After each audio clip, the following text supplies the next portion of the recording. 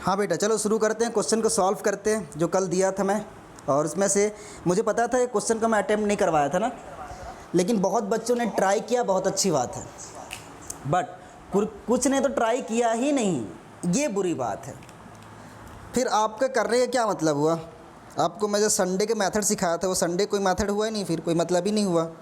लेकिन फिर भी हम लोग सॉल्व करते हैं। देखो यहाँ पर कुछ क्वेश्चन दे के रखा था, calculate the standard EMF of a cell which involve in following reaction. Hindi में कहूँ तो इन रिएक्शन का स्टैंडर्ड ईएमएफ, दैट मीन्स इस ई नॉट सेल पूछ रहा है वो। तो यहाँ पर मैं एक शॉर्ट फॉर्म में लिख दे रहा हूँ, ई नॉट सेल पूछ रहा है इस रिएक्शन में अगर ये रिएक्शन हो रहा होगा तो सबसे पहले मैं ए का सॉल्यूशन करवाता हूँ। देखो सॉल्यूशन नंबर ए क्या बोलता था, जहाँ पर मिस्टेक करते थे। मैं एक क्वेश्चन बताऊंगा, बहुत इजी था, बस आपने थोड़ा ध्यान नहीं दिया था, ये थोड़ा मिस्टेक हो सकता था। देखो पहले हमको ये पता था बेटा, यहाँ क्वेश्चन दिया हुआ है, ये देखो Zn, ये तो मेरा ऑक्सीडेशन हो रहा होगा, ये मेरा रिडक्शन हो रहा है, कोई दिक्कत नहीं है। सेल रिएक्शन के लिखने की जरूरत नहीं है, केवल हमको ई नोट सेल निकालना है। और ई नोट सेल का फॉर्मूला हम कल बता के रखे थे। भूमिका अगर तुमको नहीं समझ में आएगा देख लेना, फॉर्मूला ये लिखे थे बेटा, ई यहाँ पर था not, that is reduction minus oxidation, ठीक है। और यहाँ पर मैंने एक कंडीशन बता के रखा था कि अगर आप ये ध्यान नहीं दिए तो गड़बड़ कर डालोगे। आपने यही मिस्टेक करी थी, जितने भी बच्चे किए थे, जितने भी सारे बच्चे यही मिस्टेक किए थे। कुछ बच्चों के साथ गलती से सही हो गया था, वो अलग बात है। लेकिन पहले देखते हैं, एक मिनट ना, रुक जाओ। अब सही है। ई नोट सेल बेटा आपका इसके लिए बताया था कि यहाँ पर वैल्यू आपका होना चाहिए एसआरपी वैल्यू, ठीक है। अब देखते हैं यहाँ पर, ध्यान से देखो, अगर मैं इसको देखने की कोशिश करूँ तो यहाँ पर जिंक Zn2+ जा रहा है, मतलब ये क्या है बेटा, ऑक्सीडेशन शो कर रहा है। तो पहले हमको क्या करना पड़ता है, यहाँ पर रिडक्शन बनाना पड़ता है, एसआरपी, मतलब ये एसओपी दिया हुआ है तो हमको बनाना पड़ता है एसआरपी। तो पहले देखो ध्यान से, यहाँ पर मेरे दे के रखा हुआ है ई नोट सेल जिंक से Zn2+, और जिसकी वैल्यू दे के रखा है 0.76 वोल्ट। और यहाँ पर दूसरा दे के रखा हुआ है, ये हो जाएगा ई नॉट सेल एजी से एजी+। बेटा यही आप लोग को थोड़ा केयर नहीं करे, बाकी बहुत अच्छा ट्राई किए हो। ये हो जाएगा 80 वोल्ट। अब ध्यान देना क्या करने वाले हैं हम लोग, यहाँ बस आप देखो, अगर मैं इसको बताऊं तो ये कुछ इस तरह से दिखाई दे रहा होगा, जिंक से Zn2+ जा रहा है, मतलब ये ऑक्सीडेशन है। तो अगर ये स्टैंडर्ड दिया है, मतलब ये दिया होगा बेटा एसओपी की वैल्यू, स्टैंडर्ड ऑक्सीडेशन पोटेंशियल। और इसको मैं बोल सकता हूँ ये भी ऑक्सीडेशन दे रहा है, मतलब ये कौन सी वैल्यू है, एसओपी है। तो हम लोग क्या करेंगे, सबसे पहले अगर आप ये फॉर्मूला यूज करते तो आपको क्या करना पड़ता, इसको एसआरपी में कन्वर्ट करना पड़ता। पहले आपने किया नहीं था, डायरेक्ट फॉर्मूला में रखे थे, आंसर आ गया था। तब सबसे पहले मैं क्या करता हूं, अगर इस फॉर्मूला मुझे यूज करना है तो सबसे पहले मैं क्या करूंगा, इसको एसआरपी में कन्वर्ट कर दूंगा। एसआरपी में कैसे बेटा, मुझे पता था कि अगर मुझे एसओपी के एसआरपी में कन्वर्ट करना है तो इसकी वैल्यू क्या आ जाएगी, -0.76 वोल्ट। और ये माइनस में है तो ये प्लस आ जाएगा, दैट मीन्स ये आता है 0.80 वोल्ट। अब यही बस मिस्टेक किए थे आप लोग ने। देखो दोनों तो ऑक्सीडेशन ही हो रहा था ना, तो हम लोग क्या करेंगे, सबसे पहले एसआरपी में कन्वर्ट कर लेंगे। अब ये वैल्यू आ चुका होगा एसआरपी, और एसआरपी मैंने बोल के रखा था कि जितना ज़्यादा वैल्यू नेगेटिव होती है वो कहलाता है ऑक्सीडेशन। दैट मीन्स यहाँ पर ये नेगेटिव वैल्यू ज़्यादा है तो ये हो जाएगा बेटा मेरा ऑक्सीडेशन। अच्छा स्क्रीन पे आ रहा है कि नहीं, एक थोड़ा सा इंपॉर्टेंट वाली बात है तो देख लेते हैं। अब आ रहा होगा, ठीक है, अब स्क्रीन पे आ रहा बेटा।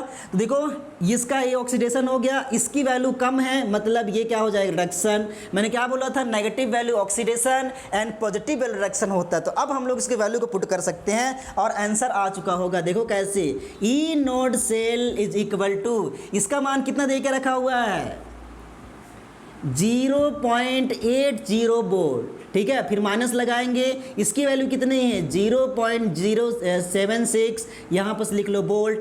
अच्छा बोल्ट लिख लो पहले, यहाँ पर ये बोल्ट में लिखा हूँ, बोल्ट को पहले आप कॉमन करेंगे तो यहाँ पर आ जाएगा 0.80 माइनस, अच्छा ये भी माइनस में है तो माइनस माइनस हो जाएगा प्लस 0.76 बोल्ट को कॉमन कर लिए हम लोग, दोनों को ऐड कर दो। मेरे ख्याल सही सॉल्व किया हूँ, माइनस माइनस प्लस हो जाएगा, सही बात है।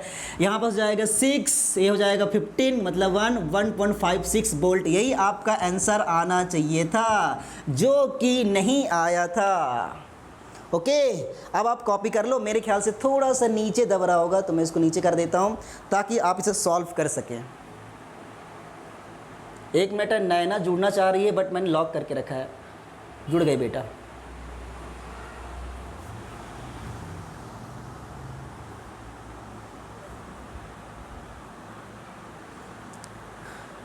ठीक है मेरे बच्चों, ये आपको करना था।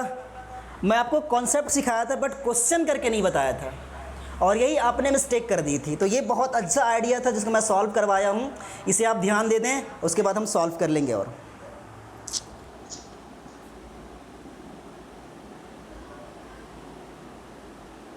बेटा हो जाएगा तो बता देना, मैं आप लोग की आवाज़ सुन पा रहा हूँ ना।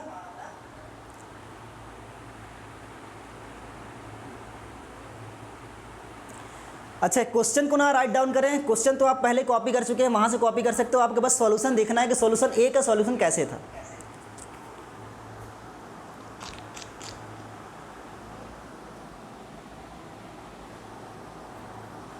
वंदना कुछ बोलना चाह रही है?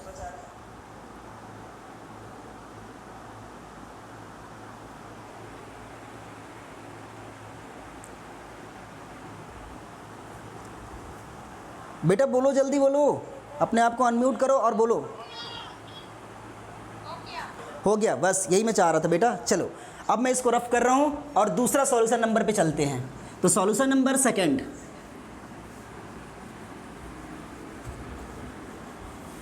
देखो सॉल्यूशन नंबर सेकंड क्या बोल रहा है। यहाँ पास कॉपर है तो पहले मुझे लिखना पड़ेगा, तो ध्यान दो, अगर मैं यहीं पर सॉल्व करवाता हूँ तो मेरे ख्याल से दिखाई तो दे रहा होगा, 100% दिखाई दे रहा। बेटा सबसे पहले जाते हैं कॉपर। कॉपर यहाँ पास मैंने 2+ लिखवा दिया था, यहाँ पास 2+ लिखाऊंगा, कोई दिक्कत नहीं है।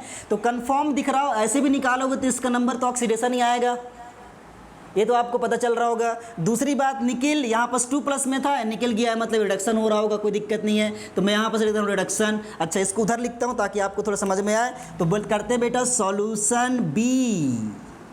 सॉल्यूशन बी में क्या दे के रखा है, that is copper plus NiSO4। अच्छा जूम तो नहीं करना बेटा, अच्छा आप सुनाई नहीं देगा ना, मैं वो ऑफ रखा हूँ क्योंकि थोड़ा बड़ा बड़ा लिखता हूँ, रुक जाओ।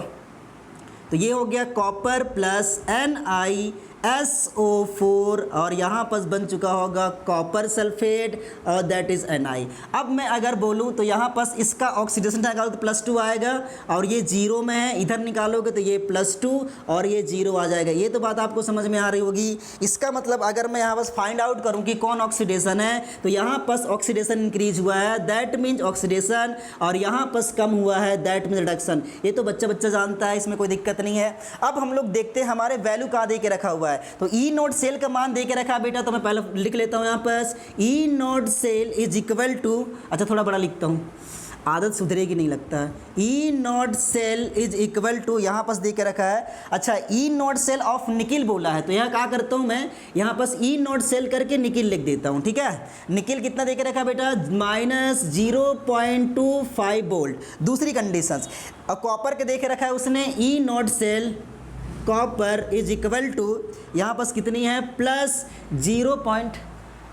सही अभी तक तो 0.34 वोल्ट, इतना दे के रखा बेटा। अब हम लोग क्या करते हैं, अब मैं आपको एक टॉपिक लिखवा के रखा था कि अगर आपके क्वेश्चन में कहीं पर भी ये मेंशन ना करे कि ये ऑक्सीडेशन है, मतलब SOP है या SRP है, तो आप क्या मान के चलोगे, हमेशा SRP मान के चलोगे। मैं लिखवा के रखा था कि if does not mention SOP और SRP, be always consider SRP। ठीक है, तो यहाँ पास SRP वैल्यू दिया हुआ था। अब यहाँ पास अगर आप चेंज करोगे तो गड़बड़ हो जाएगा, क्योंकि SRP वैल्यू दे के रखा हुआ है, SOP कन्वर्ट करने की जरूरत नहीं है। तो हम लोग फॉर्मूला पुट करते हैं, E naught cell is equal to होता है बेटा E naught reduction minus E naught oxidation. और बच्चा जान रहा होगा कि जिसकी ज़्यादा वैल्यू नेगेटिव आती है वो ऑक्सीडेशन कहलाता है। दैट मीन्स मैं बोल सकता हूँ ये ऑक्सीडेशन की वैल्यू है और ये रिडक्शन की वैल्यू है, दोनों को फाइंड आउट कर डालो तो आंसर आ चुका होगा कुछ इस तरह से, E cell is equal to, reduction की वैल्यू कितना है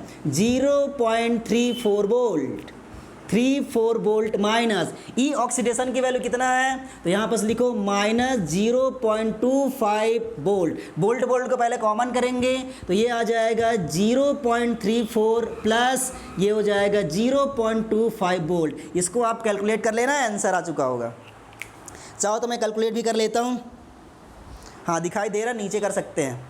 ठीक है बेटा, कितना आ जाएगा 5 and 4 9 235, तो ये हो गया 9, ये हो गया 5, ये हो गया 0। तो ई नोड सेल की वैल्यू आ चुका होगा 0.59 वोल्ट। ये आपको करना था, बहुत इजी से क्वेश्चंस था, बट मैंने आपको थोड़ा कंफ्यूज करवा दिया था। हाँ अगेन मैं बोल रहा हूँ, अगर हो जाए तो बताना, मैंने स्पीकर ऑन रखी है। और अगर आपको समझ में भी नहीं आ रहा होगा अगेन फिर बोल सकते हो।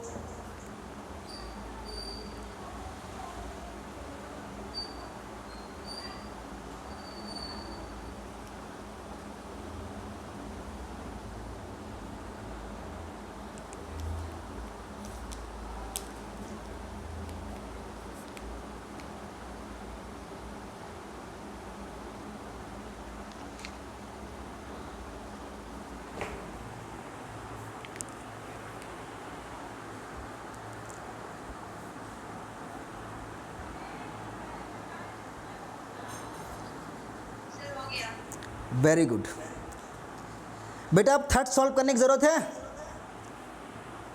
हम ही तो ना लागत है कि सॉल्व होई, पर हम कर देते हैं। देखो कहीं ना बहुत ना इजी क्वेश्चन है, यहाँ बस दे के रखा। ये तो एकदम, ये तो बच्चा बच्चा इसको डांस करके बना सकते हो तुम लोग। चले देखते हैं कैसे। यहाँ पास लिखते हैं सी बेटा, और ये है E0Cr3 प्लस क्रोमियम। इसकी वैल्यू दे के रखा है 0.74। और दूसरा है E0 कैडमियम 2 प्लस से, सॉरी कैडमियम, इसकी वैल्यू दे के रखा है -0.40 वोल्ट। अब देखो कुछ नहीं करना है। अरे कुछ प्रॉब्लम हो गई बेटा, एक मिनट रुक जाओ।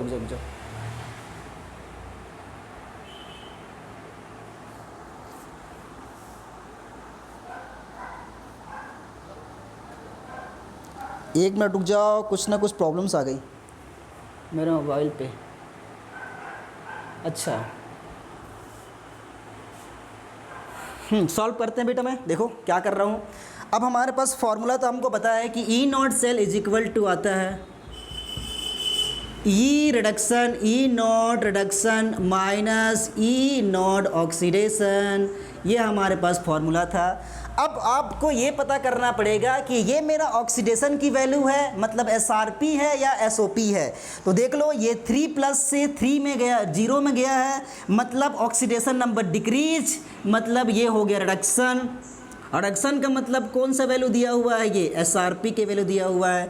दूसरी बात 2 प्लस से ये कैडमियम में गया है, इसका मतलब रिडक्शन ये भी है। तो यहाँ पर जो आपको दिया गया है वो भी क्या वैल्यू है, SRP। अब आपको पता है कि SRP वैल्यू में जो ज़्यादा नेगेटिव आता है वो कहलाता है ऑक्सीडेशन, और जो वैल्यू कम आती है वो कहलाता है रिडक्शन। तो अब आप लोगों को सॉल्व करना है। देखो कैसे बहुत ईजी तरीके में सॉल्व कर सकते हैं।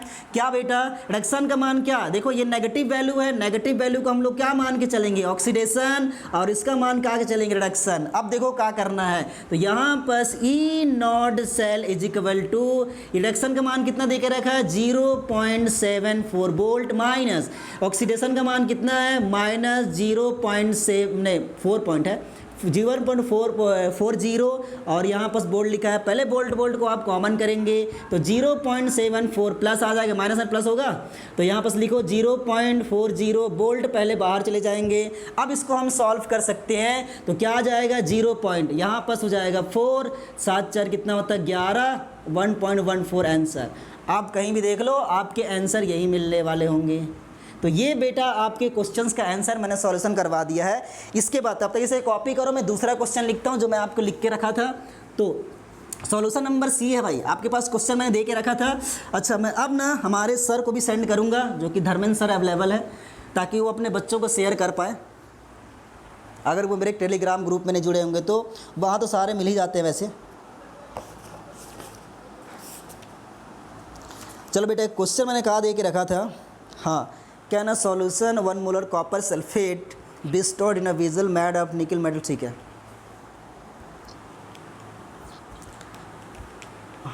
क्या बोला हूँ मैं, कैन अ सॉल्यूशन, हाँ यहाँ पर लिखा हुआ है क्या 1 molar copper sulphate be stored vessel made of निकल। अच्छा 1 molar copper sulphate solution solution को निकिल पात्र में, या देखो पात्र बच्चे लोग समझेंगे नहीं इसलिए मैं कंटेनर लिख रहा हूँ, निकिल के कंटेनर।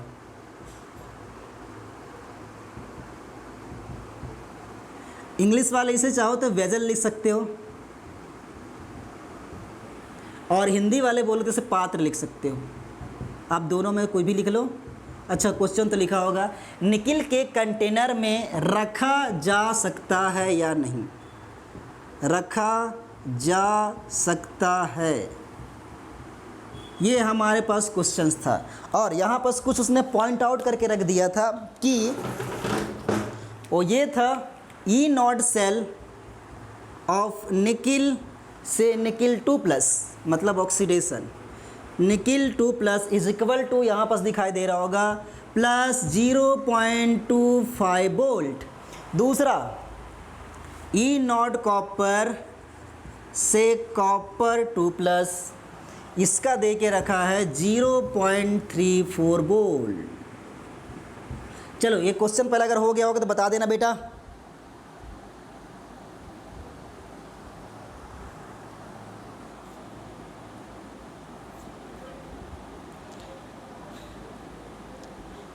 हो गया, कर लिए? Yes, very good. चलो इसका सॉल्यूशन देखते हैं बेटा, बहुत इजी। चले पहले कॉन्सेप्ट समझेंगे, कॉन्सेप्ट क्या कहना चाहता है। 10th क्लास का एक क्वेश्चन आया करता था कि क्या कारण है कि हम अचार को कौन सा पात्र था उसमें रखा नहीं जा सकता, ऐसे कुछ क्वेश्चन आया करता है। सेम यहाँ पर भी क्वेश्चन है। देखो बेटा, 1 मोलर कॉपर सल्फेट के सॉल्यूशन को निकिल के कंटेनर में रखा जा सकता है कि नहीं। तो ध्यान समझना है कॉन्सेप्ट क्या कहता है। ये कॉन्सेप्ट केवल इतना कहना चाह रहा है कि बाई चांसेस अगर मैं कॉपर सल्फेट का निकिल के कंटेनर में रखता हूँ तो हो सकता है इसमें कुछ रिएक्शन हो। जैसे अगर कॉपर सल्फेट का सॉल्यूशन, जैसे पहले बता के रखा था कि इसका डार्क ब्लू कलर का होता है, और जैसे मैं इस निकिल के अंदर रखूँगा तो हो सकता है उसका कुछ केमिकल रिएक्शन हो, और केमिकल रिएक्शन होने के बाद इसका जो कलर है वो चेंज हो जाएगा, और चेंज हो जाएगा तो वो कॉपर सल्फेट सॉल्यूशन नहीं रहेगा। मतलब कि अगर ऐसा कभी रिएक्शन होगा तो हम इसको रख नहीं सकेंगे। तो मैं सिंपल बता देता हूं कि अगर कभी भी किसी सॉल्यूशन को निकिल किसी भी कंटेनर में रखेंगे तो अगर उसका रिएक्शन होता है, अगर उसका रिएक्शन है तो हम उसको रखेंगे नहीं। तो मैं लिख दे रहा हूँ हिंदी में, नहीं रखेंगे। ठीक है, नहीं रखा जा सकता। लेकिन बाई चांसेस उसमें नो रिएक्शंस हो, मतलब कि कोई रिएक्शन ना हो, तो हम बोलेंगे कि हाँ रखा जा सकता है। भाई अगर मैं आपको बोलूँ कि अगर दूध में आपको दूध में नमक क्या बोलते हैं, नींबू डालना है, नींबू डालना है तो आप डाल सकते हो कि नहीं, नहीं डाल सकते क्योंकि फट जाता है, तो क्योंकि उसमें केमिकल रिएक्शन होता है। तो सिमिलरली यहाँ पास भी प्रोसेस है कि अगर मैं कॉपर सल्फेट के सॉल्यूशन को निकिल कंटेनर में डालूं तो अगर कोई रिएक्शन नहीं होता है तब तो मैं रख सकता हूँ, और अगर नहीं होता है तो नहीं रखूँगा। तो यही हमारी कॉन्सेप्ट था।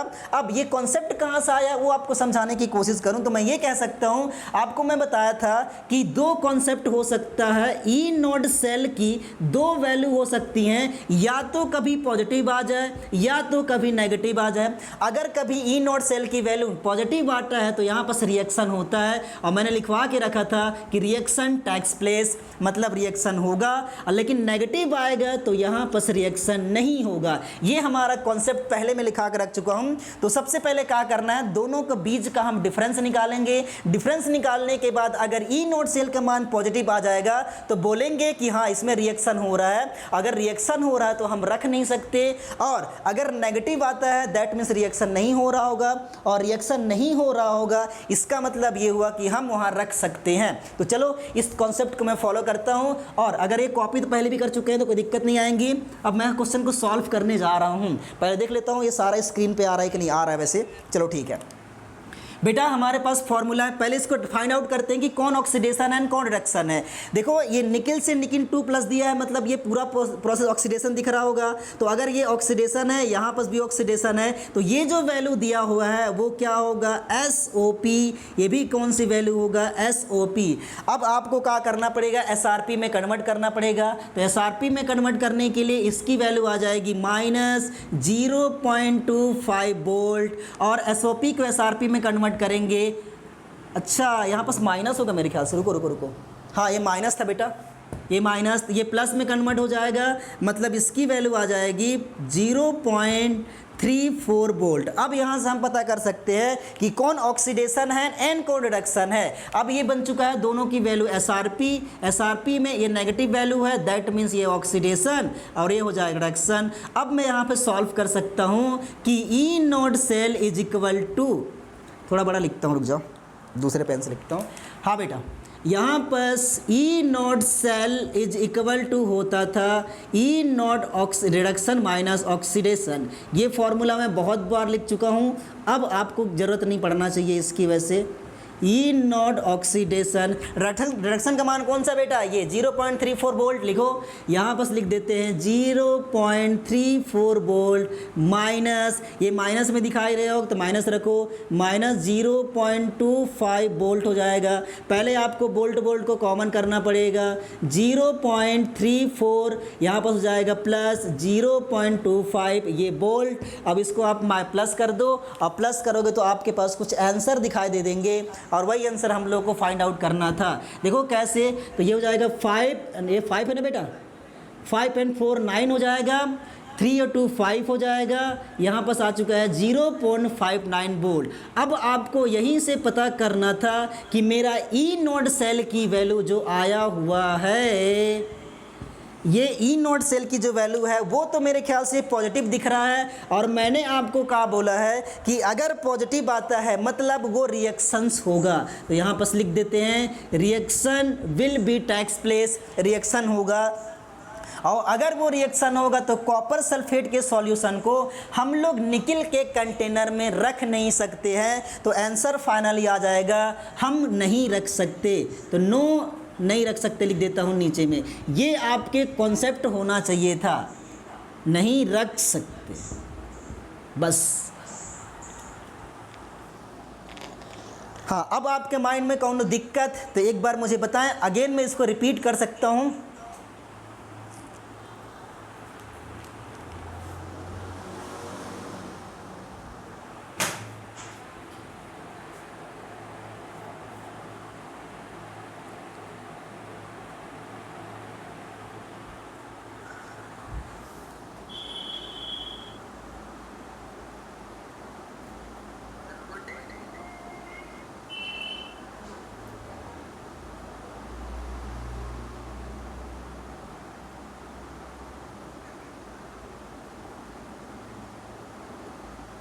बेटा कृतिका ठीक है, कहीं बस मिस्टेक हो तो बताना।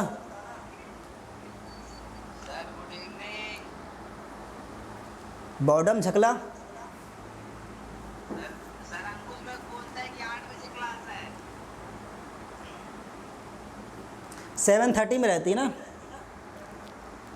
सर सॉरी सर, कंचन राजू मैं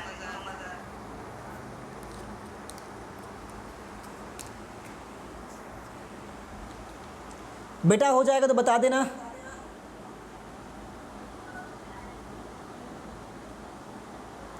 मैं रिपीट करूं कॉन्सेप्ट,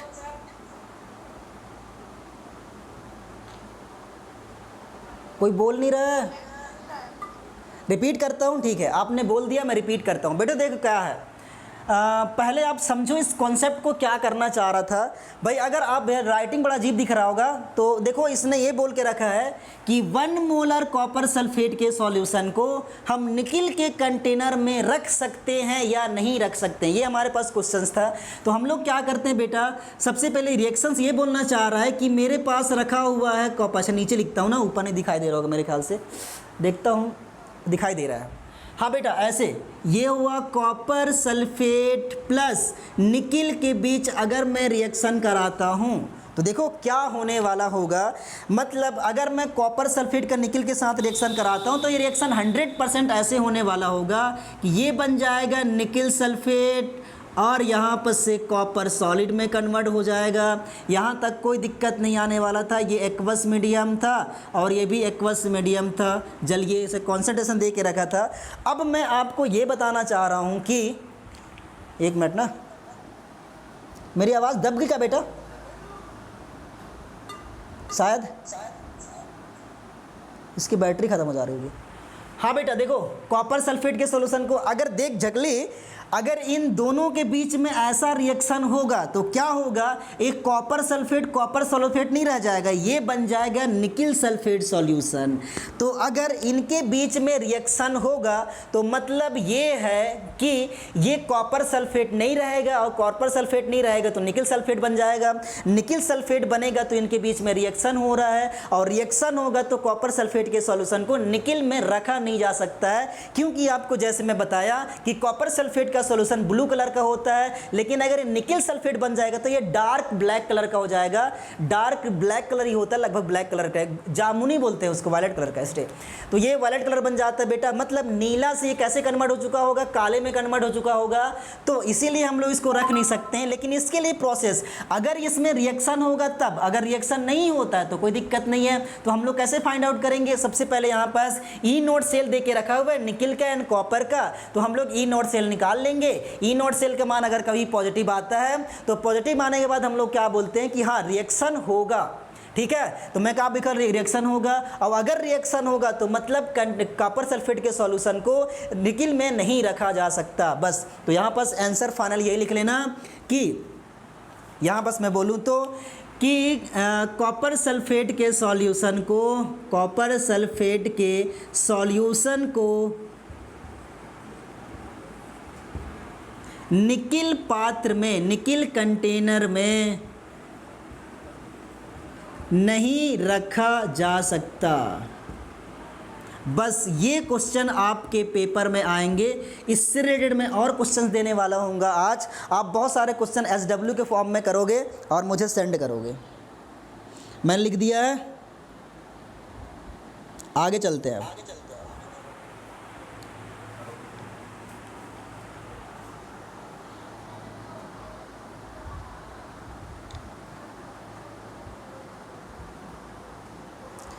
बेटा ये तो कल का क्वेश्चन का पूरा डिटेल था, मैंने करवा के रखा है। BGG क्वेश्चंस नहीं थे, वैसे थोड़ा टफ था, लेकिन अब मैं इतना मान सकता हूँ कि जितने बच्चे किए हों, अटेंड किए हैं अभी, वो सारे के सारे से आराम से क्वेश्चन को सॉल्व कर सकते हैं।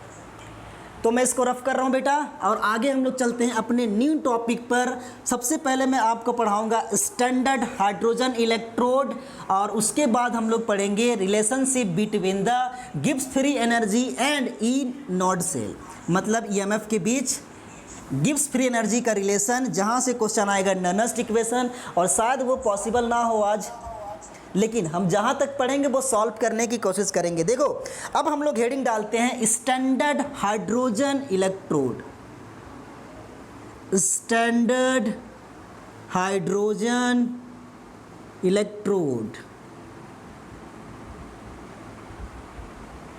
ठीक है।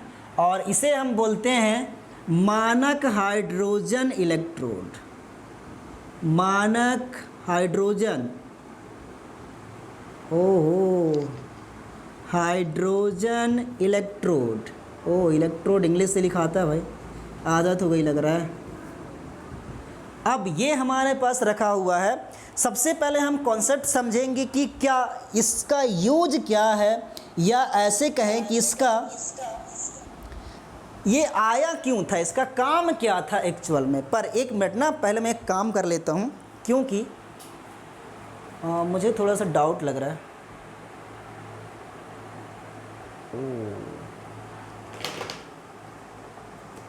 डाउट नहीं बेटा, मैं एक सेट कर रहा हूँ पहले, ताकि आप लोग को सीधे देख सके। हाँ अब सही है।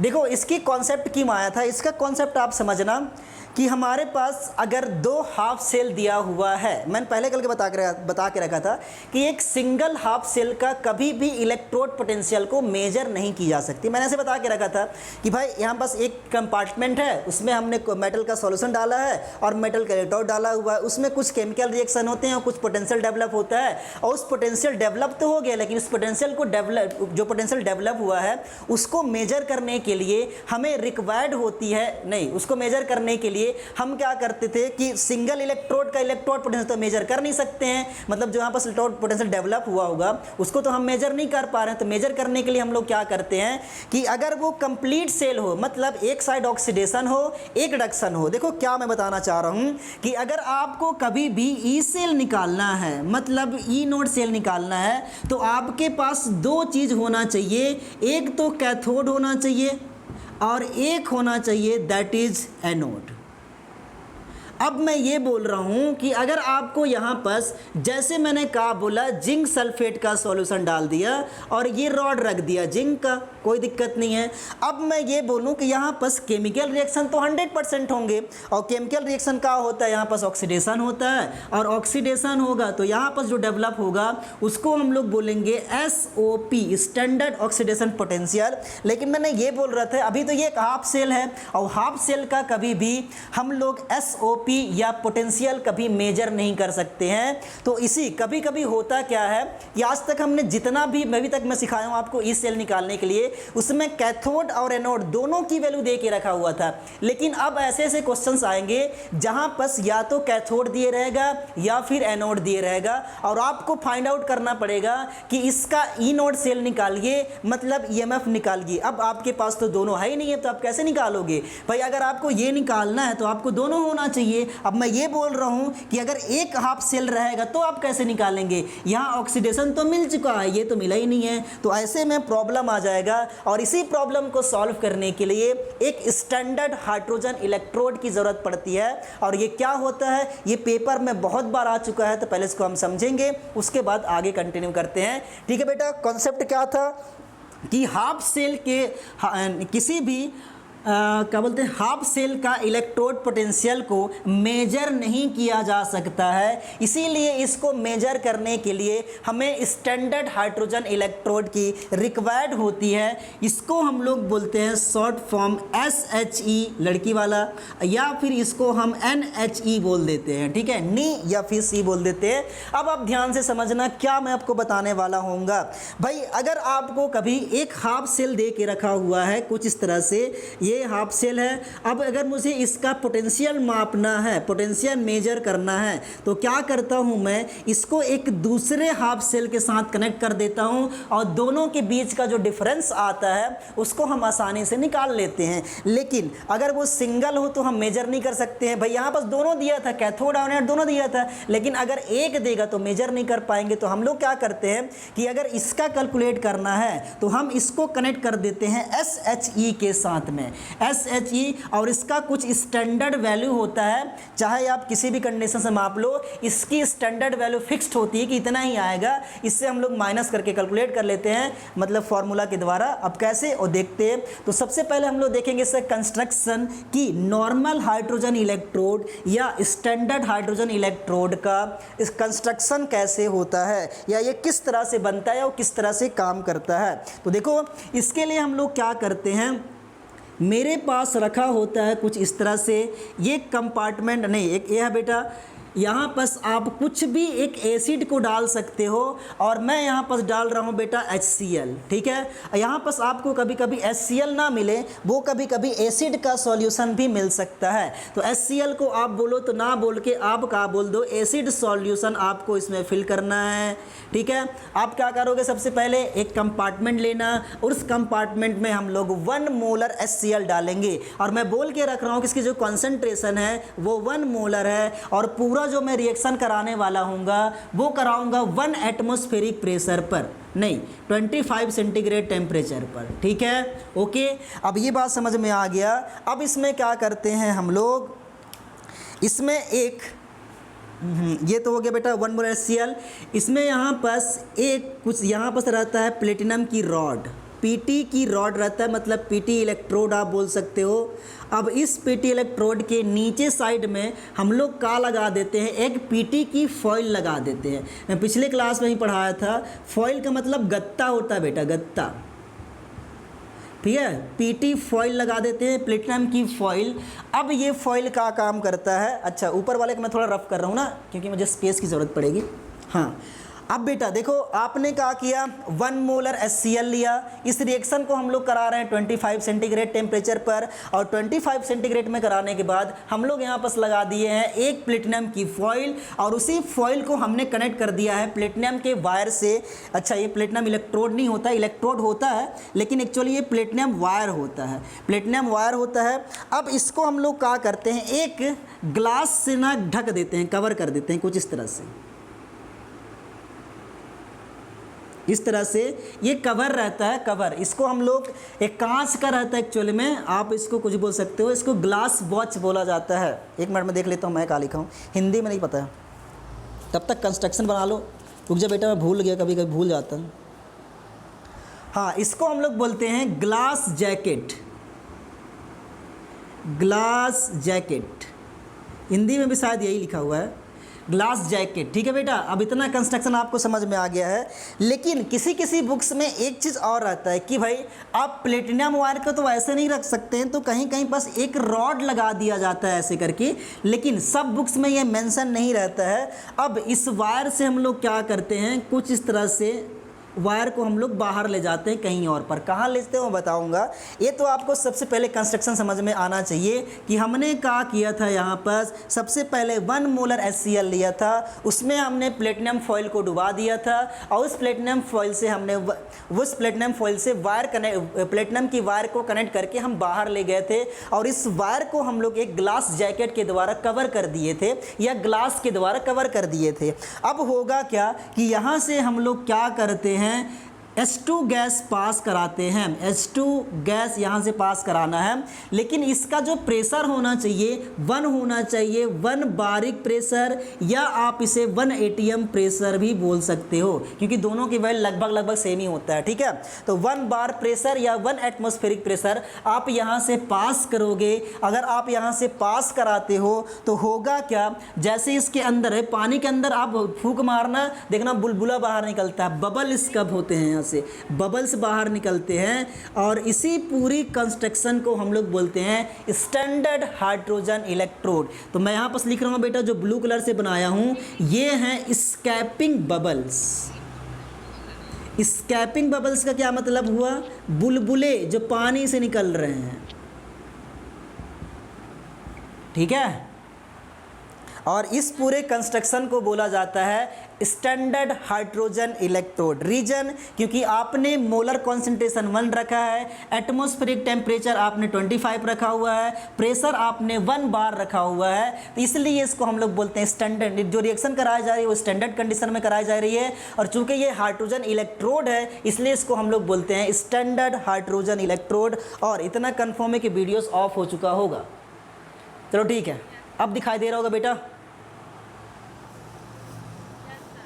ओह,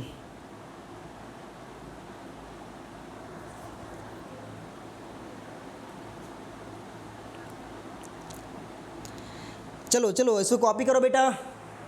अच्छा, मैं थोड़ा कर देता हूँ ऐसे। स्क्रीनशॉट मार लिए।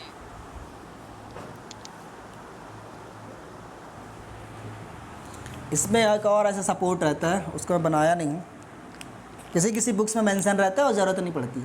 कुछ इस तरह से रहता है ये, और कुछ तरह से ही रहता है ये। अब ये बना लेना। ये कुछ नहीं बेटा, ये पाइप है, पाइप के अंदर से हमने निकाल लिया है, प्लेटिनम वायर को लेके गया है बाहर। और इसकी खासियत बताऊंगा, लेकिन पहले कॉपी कर लो, और उसके बाद मुझे ज़रूर बता देना कि अगर हो जाएगा तब।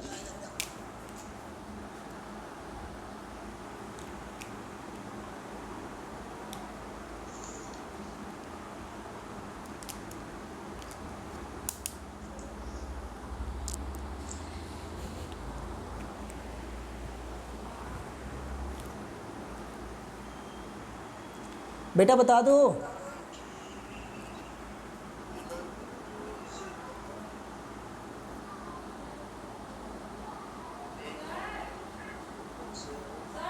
हाँ दीदी,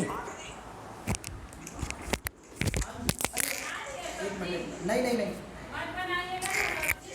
जी, आइए केमिस्ट्री पढ़ लीजिए।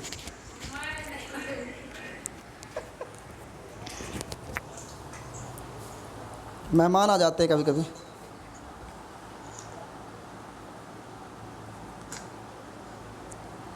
हाँ बेटा चलें आगे। हाँ ठीक है, कौनो दिक्कत ना है। अब देखो इसकी खास बात क्या है। इसकी खास बात ये है कि अगर हम जिस भी हाफ सेल का हमको ई नोड सेल निकालना है, अच्छा पहले बताता हूँ बात। इसकी खासियत ये है कि ये दोनों की तरह काम कर सकता है, मतलब ये कैथोड की तरह काम भी कर सकता है और एनोड की तरह भी काम कर सकता है। देखो कैसे, ज़रा हम समझते हैं। यहाँ बस बेटा ये है, अगर आप ध्यान से देखें तो मैंने HCl मॉलिक्यूल्स लिया है। HCl मॉलिक्यूल्स अगर ये ब्रेक होगा तो 100% H प्लस में बनाएगा और यहाँ पर क्लोराइड आयन बनाएगा, ठीक है। या फिर मैं इसको ऐसे बोलूँ कि यहाँ पर ये 2HCl है तो ये H हो जाएगा, मतलब ये क्या बनाएगा बेटा 2H, और यहाँ पर Cl2 मॉलिक्यूल्स, ठीक है। अगर मैं आपको ये बोलूँ कि HCl मॉलिक्यूल्स में यहाँ पर इसका ऑक्सीडेशन स्टेट +1, इसका -1, लेकिन अगर मैं यहाँ पर बोलूँ तो 0 हो गया होगा, और यहाँ पर कितना हो चुका होगा, ये भी 0 हो चुका है। तो देखो हाइड्रोजन +1 से 0 की ओर मूव किया है, दैट मीन्स इसका तो हो रहा होगा रिडक्शन। ये तो आपको समझ में आ रहा होगा। दूसरी बात, यहाँ से आपने H2 गैस प्रोवाइड करी है, मतलब ये H2 गैस है, और H2 गैस कैसे कन्वर्ट हो जाता है बेटा, ये 2H प्लस में कन्वर्ट हो जाता है। तो एक ध्यान से देखो आप, यहाँ पर इसका ऑक्सीडेशन स्टेट 0 था, यहाँ पर +1 हो चुका है, मतलब ये तो हो रहा होगा ऑक्सीडेशन। और यही इसकी खासियत है कि स्टैंडर्ड हाइड्रोजन इलेक्ट्रोड वीडियो दिखाई नहीं दे रहा है, मैं समझ गया। हाँ आप दिखाई देगा बेटा, दिख जा, खुल जा सिमसिम। हाँ बेटा मैं ये बोल रहा हूँ, इसकी खास बात ये है कि ये दोनों तरह से काम कर सकता है, मतलब ये तो ऑक्सीडेशन पोटेंशियल की तरह काम भी कर सकता है, और ये स्टैंडर्ड रिडक्शन की तरह मतलब ये ऑक्सीडेशन की तरह भी काम कर सकता है, रिडक्शन की तरह भी काम कर सकता है। अगर इसमें ऑक्सीडेशन होगा तो काम करेगा एनोड की तरह, और अगर इसमें रिडक्शन होगा तो ये काम करेगा एनोड की तरह, ठीक है, नहीं कैथोड की तरह। तो ये दोनों की तरह काम कर सकता है, कैथोड और एनोड की तरह। और इसका जो इनो सेल होता है बेटा, तो ध्यान देना, आपको केवल यही याद रखना पड़ेगा कि SHE का जो ई नोड सेल होता है वो होता है 0, ठीक है। आप याद कहीं पर लिख लो कि इस स्टैंडर्ड हाइड्रोजन इलेक्ट्रोड का ई नोड सेल वैल्यू 0 होता है। अब ये कैसे कैसे होता है, इसका मैं पहले सेल रिप्रेजेंटेशन लिखवाऊंगा, उसके बाद आगे चलेंगे।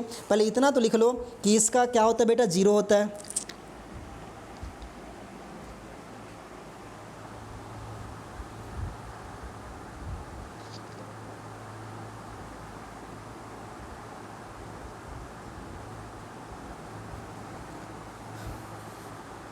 हाँ इतना तो लिख लिए होगे।